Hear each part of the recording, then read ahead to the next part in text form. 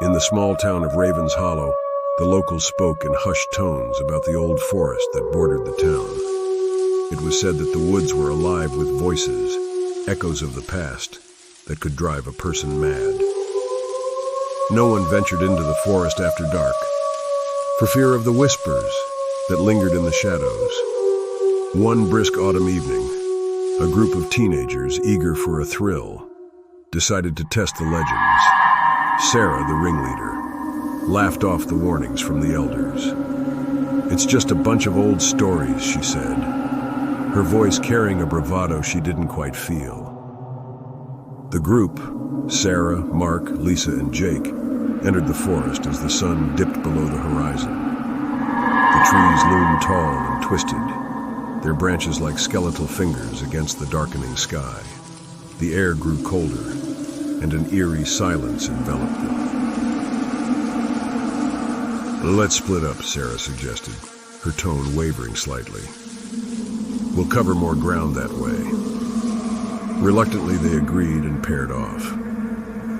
Sarah and Mark headed north, while Lisa and Jake took the south trail. As they walked, the forest seemed to close in around them, the darkness pressing in from all sides. Mark noticed it first. "Do you hear that?" he whispered, his eyes darting nervously.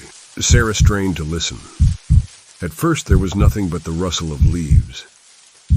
Then faintly she heard it. A murmur, barely audible, like voices carried on the wind. "It's just the wind," she said, though she wasn't convinced. As they pressed on, the murmurs grew louder, more distinct. They could hear snippets of conversation, laughter, and sobbing. Sarah's bravado melted away, replaced by a creeping dread. "Maybe we should go back," she suggested. But Mark was already walking ahead, drawn by the eerie sounds. Meanwhile, Lisa and Jake were experiencing the same unsettling phenomenon. The whispers seemed to come from everywhere and nowhere. "This is too weird," Lisa said, clutching Jake's arm. "Let's get out of here." But as they turned to leave, the path behind them had vanished. Trees that weren't there before now blocked their way. Panic set in as they realized they were lost. Sarah and Mark stumbled upon an old, dilapidated cabin in a clearing. The whispers were louder now, almost deafening. "Maybe we can find a way out from here," Mark suggested, but Sarah was hesitant. The door creaked open with a touch, revealing a room covered in dust and cobwebs. On the floor they found a journal, its pages yellowed with age. As Sarah flipped through it, she read about a man who had lived in the cabin decades ago, driven mad by the voices in the forest. "He's still here," a voice whispered from behind them. They spun around, but no one was there. The whispers turned into wails, filling the cabin with an unbearable cacophony. They fled, their hearts pounding in their chests. In the chaos, they were separated. Sarah found herself alone, the whispers now screaming in her ears. She ran blindly through the forest, desperate to escape. The trees seemed to reach out, their branches clawing at her clothes and skin. Just when she thought she couldn't go on, she burst out of the forest and into the safety of Ravens Hollow.